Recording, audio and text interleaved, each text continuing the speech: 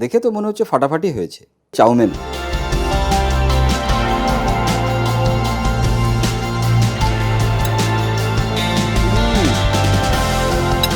Pasta, ওই white chilli sauce, ফাটাফাটি।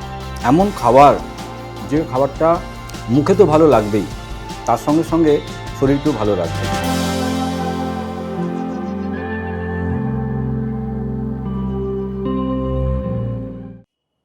নমস্কার, কেমন আছেন সবাই?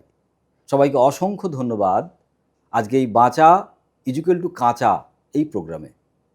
আমাদের কাঁচা খাবার খেতে হবে, কেন বলুন তো? যেভাবে আমরা অসুস্থ হচ্ছি, ডাক্তারের কাছে ছুটে যাচ্ছি, কিন্তু সুস্থ হতে পারছি না। সো আমরা যদি কাঁচা খাবার খাই তাহলে কিন্তু আমরা সুস্থ থাকতে পারবো এবং সমস্ত রোগ থেকে, যন্ত্রণা থেকে আমরা নিজেদেরকে মুক্তি দিতে পারবো শুধুমাত্র এই কাঁচা খাবার খেয়ে। আজকে সারা পৃথিবীতে শিক্ষিত মানুষের ভিড়। শিক্ষা কি করে বলুন তো? মানুষকে জানায়, আর জ্ঞান মানুষকে মানতে শেখায়। তাহলে যে শিক্ষা, ইনফরমেশান, নলেজ আমরা পেয়েছি, সেটা যদি আমরা মানতে না পারি তাহলে সেই শিক্ষার কিন্তু কোনো দাম নেই। যেমন একটা উদাহরণ দিয়ে যদি বুঝিয়ে বলি, একজন নিউট্রিশনিস্ট 5 বছর ধরে পড়াশুনো করেছে, কি খেলে ভালো থাকবে, কতটা খেলে ভালো থাকবে, কেমন করে খাওয়া দাওয়া করলে সে তার ওয়েট ম্যানেজমেন্ট করতে পারে, এগুলো সে সব পড়েছে। কোথায়? স্কুলে, কলেজে কিংবা তার শিক্ষা প্রতিষ্ঠানে। কিন্তু তার ওজন কত? 80 কিলো। তার মানে তার ওজন কেন কমছে না? কারণ সেটা সে মানছে না। সে নলেজেবল, ইনফরমেশান পেয়েছে, কিন্তু মানতে পারছে না, কারণ সেই জ্ঞানটা তার তৈরি হয়নি। যেদিন সে এই জ্ঞানটা অর্জন করতে পারবে যে কী খেলে, কেমনভাবে থাকলে তার জীবনকে সুন্দর করতে পারবে, সেদিন কিন্তু তার ওই শিক্ষার দাম থাকবে। সুতরাং আজকের যে সারা পৃথিবীতে যেভাবে মানুষ শিক্ষা গ্রহণ করছে, তাতে কোটি কোটি ছেলে বেকার হয়ে যাচ্ছে এই কারণে। শিক্ষিত কিন্তু জ্ঞান নেই। সুতরাং এমন শিক্ষায় শিক্ষিত হতে হবে যে শিক্ষা শুধু নলেজ বা ইনফরমেশান দেবে না, তাকে জ্ঞানী করে তুলবে। ঠিক এরকমই একটা প্রতিষ্ঠান ফিওনা একাডেমি, যারা ছাত্রদেরকে বা সাধারণ মানুষদেরকে শিক্ষিত তো করছেই, তার সঙ্গে জ্ঞানী করে তুলছে। একটা নিউট্রিশন এডুকেশনের মাধ্যমে সে তার কেরিয়ার গড়ে তুলতে পারবে, এবং পুরো ব্যাপারটা কিন্তু ডিজিটালি। এবং সারা পৃথিবীর স্টুডেন্টরা বা সারা পৃথিবীর সমস্ত মানুষরা এই শিক্ষিত হয়ে সে কিন্তু নিজেকে নিউট্রিশনিস্ট হিসেবে প্রতিষ্ঠিত করতে পারবে। কেন স্টুডেন্ট বলছি, কেন সমস্ত মানুষ বলছি? কারণ ফিওনা একাডেমিতে সমস্ত মানুষই কিন্তু এই শিক্ষায় শিক্ষিত হতে পারেন। সুতরাং তার ব্যবস্থা কিন্তু আছে। আমি এই লিঙ্কে আপনাদেরকে ডিটেলস দিয়ে দেব। যদি কেউ নিউট্রিশন কেরিয়ার নিয়ে নিজেকে প্রতিষ্ঠিত করতে চান এবং লাইফস্টাইল রিলেটেড যে সমস্ত সমস্যা, ক্যান্সার হতে পারে, আলসার হতে পারে, ডায়াবেটিক হতে পারে, জন্ডিস হতে পারে, কিংবা বিভিন্ন রকম জ্বর, বিভিন্ন রকম আর্থারাইটিসের প্রবলেম, ব্যথা, এই সমস্ত রোগকে শুধুমাত্র খাবার দাবারের বদল ঘটিয়ে কিন্তু একটা মানুষ সুস্থ হতে পারে। সারা পৃথিবী থেকে স্টুডেন্টরা পড়তে পারে, কারণ এই এডুকেশনটা পড়াচ্ছে ফিওনা একাডেমি, পুরোটা ডিজিটাল প্রসেসে। সো আমরা শিক্ষার কথা বলছিলাম, আমরা শিক্ষিত। একটা করোনা কিন্তু আমাদেরকে শিখিয়ে দিয়ে গেল আমাদের শিক্ষা কতটা আর আমাদের জ্ঞান কতটা। আমরা সারা ভারতবর্ষের মানুষ থালা বাজিয়ে, মোমবাতি জ্বালিয়ে করোনাকে তাড়িয়েছি। সুতরাং তার পরিণাম আমরা জানি। সারা পৃথিবীতে যারা বলছিল তারা খুব শিক্ষিত, তারা খুব অনেক নলেজেবল, তাদের কাছে অনেক ইনফরমেশান আছে, তাদের দেশগুলো সব থেকে বেশি মৃতের লাশ তারা দেখেছে। প্রায় 5.5 কোটি মানুষ করোনার সময় মারা গেছে, পৃথিবী থেকে চলে গেছে। আমাদেরকে চোখে আঙুল দিয়ে দেখিয়ে দিয়ে গেছে যে প্রকৃত জ্ঞানী না হলে বেঁচে থাকা কিন্তু খুব কঠিন। দেখুন, শিক্ষিত মানুষের একটা বড় সমস্যা, সিলেবাসের বাইরে কোশ্চেন এলে সে কিন্তু ভূত দেখবে। কারণ কি? সিলেবাসে ছিল না করোনাটা। সুতরাং জ্ঞানী মানুষ যদি হন, তাহলে কিন্তু করোনা এলেও, ভেরোনা এলেও, ধরোনা এলেও, মেরোনা এলেও তারা কিন্তু তাকে প্রোটেক্ট করতে পারবে। তার কারণ তার ওই বিদ্যে বোঝাই বাবু মশাইয়ের মতো জ্ঞান নয়, তার প্রকৃত জ্ঞান আছে কি করে এই পৃথিবীতে টিকে থাকতে হয়। আর আজকের এই পৃথিবীতে টিকে থাকতে গেলে আপনাকে কাঁচা খাবার খেতেই হবে। আপনার যদি ডায়াবেটিক হয়, পরখ করে দেখুন না, 1 সপ্তাহ খেয়ে দেখুন, তারপরে দেখতে পাবেন সুগার ঝরঝরিয়ে নিচে নেমে চলে আসবে। আপনি 17 বছর ইনসুলিন নেন, ডাক্তার আপনার ইনসুলিন বাড়িয়ে চলেছে, কাঁচা খাবার খেয়ে দেখুন 1 সপ্তাহ কি হয়। হ্যাঁ, এখানে কোশ্চেন আসবে, প্রোটিন কোথা থেকে আসবে, ভিটামিন কোথা থেকে আসবে? কেন কাঁচা খাবারে প্রোটিন নেই, ভিটামিন নেই? আসলে আমরা যে শিক্ষাকে শিক্ষা বলে মনে করছি, তার একটা লিমিটেশন আছে, সেটাই শেষ নয়। শেষ কোনটা? যেটা করলে, যেটা খেলে, যেভাবে থাকলে আমি সুস্থ থাকতে পারি, আমার পরিবারকে সুস্থ রাখতে পারি, সেটাই তো আসল। আর সেটা কি? বাঁচা মানে কাঁচা। সারা পৃথিবীর যত প্রাণী, যত অ্যানিমেল যাদেরকে আমরা বলছি, তারা কিন্তু কাঁচা খাবার খেয়ে বেঁচে আছে। আমরাও যদি কাঁচা খাবার খেতে পারি, আমরাও কিন্তু বেঁচে থাকতে পারবো। দেখুন, 5 বিঘে জমির মালিক আপনি, তার দলিলটা গুছিয়ে রেখেছেন, কিন্তু 5 কোটি টাকার যে শরীর, তার মালিকানা কবে নেবেন? কারণ তার মালিকানা পেতে গেলে আপনাকে কাঁচা খাবার খেতে হবে। কাঁচা খাবার ছাড়া আপনি জীবনে সুস্থ থাকতে পারবেন না।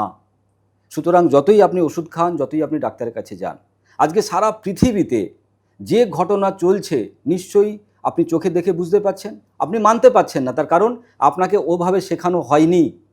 কিন্তু আপনি পরীক্ষা তো করে দেখুন, কারণ যদি আপনি না মানেন, যদি আপনি না করেন, তাহলে আপনি বুঝবেন কি করে?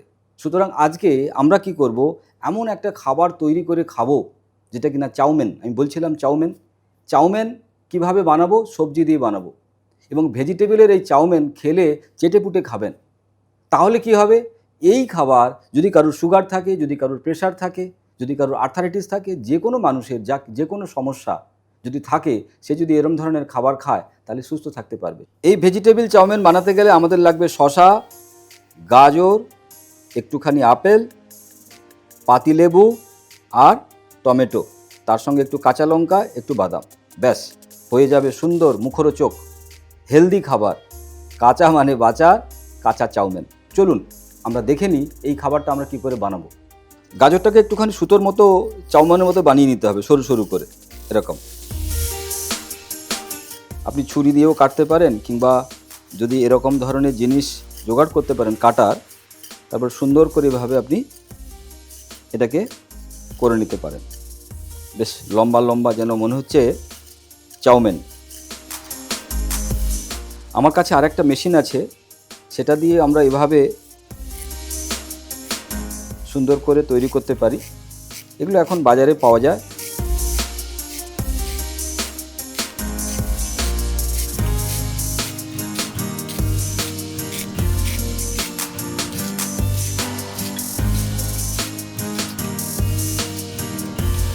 এভাবেও আমরা সুতোর মতো করে কেটে নিতে পারি।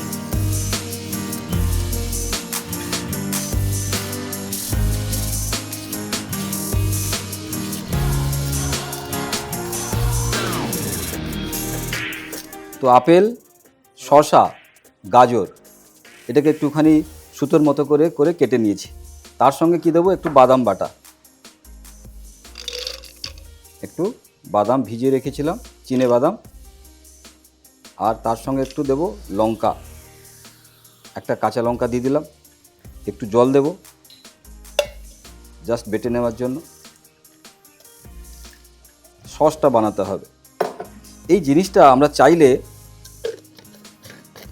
টমেটো, ধনেপাতা দিয়েও করতে পারি।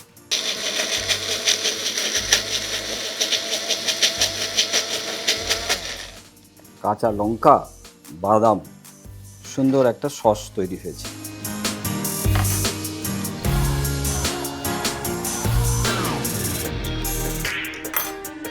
একটু নুন দিতে হবে, কারণ টেস্টি হবে না না হলে।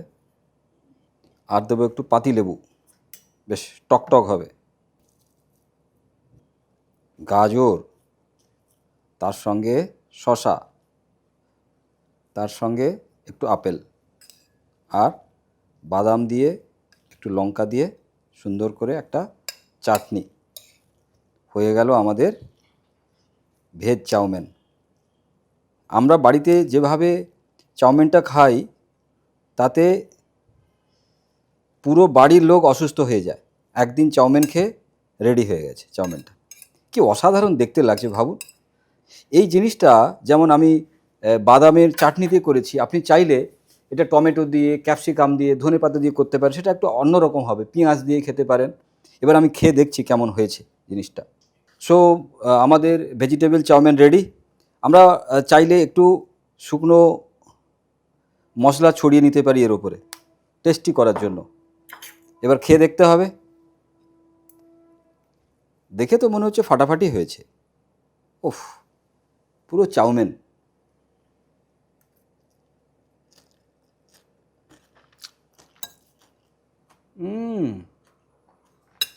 পাস্তা অনেকে খায় না, ওই হোয়াইট চিলি সস এই বাদামটা পুরো হোয়াইট চিলি সসের মতো হয়েছে, তার সঙ্গে একটু অ্যাপেল, একটু গাজর আর শসা, ফাটাফাটি।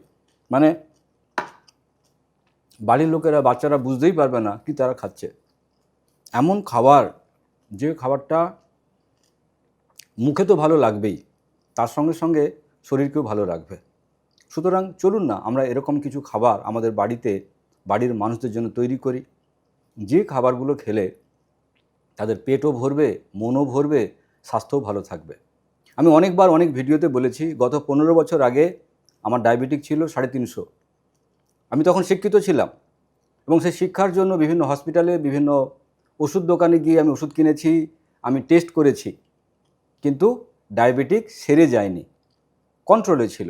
কিন্তু তারপরে যখন জ্ঞান হলো, এই ধরনের খাবার দাবার যখন বানিয়ে খাওয়া শুরু করলাম, বাঁচা মানে কাঁচা, তো কী হলো, 7 দিনের মধ্যে আমার ডায়াবেটিক নর্মাল, আমার স্কিন ডিজিজের প্রবলেম, চোখের প্রবলেম, জয়েন্টের প্রবলেম, সমস্ত প্রবলেম সলভ হয়ে গেছে।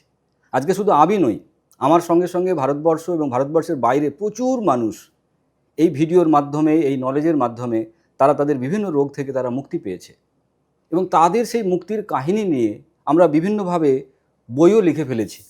বাঁচা মানে কাঁচা, এই বইটা যদি আপনি পড়েন তাহলে আপনি বুঝতে পারবেন কেন আপনাকে কাঁচা খাবার খেতে হবে এবং কাঁচা খাবার না খেলে আপনার শরীরে যে সমস্ত রোগগুলো হচ্ছে সেগুলো থেকে আপনি ওষুধ খেয়ে বাঁচতে পারবেন না।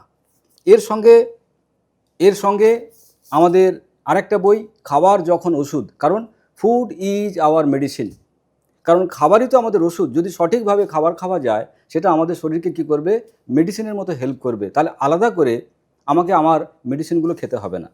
এবং এই রোগের সঙ্গে সঙ্গে যেটা যুক্ত, এক তো আমাদের বদ হজম, ভুল খাবার খেলে কী হবে, বদ হজম হবে, আর ভুল মেজাজ হলে কী হবে, বদ মেজাজ হয়ে যাবে।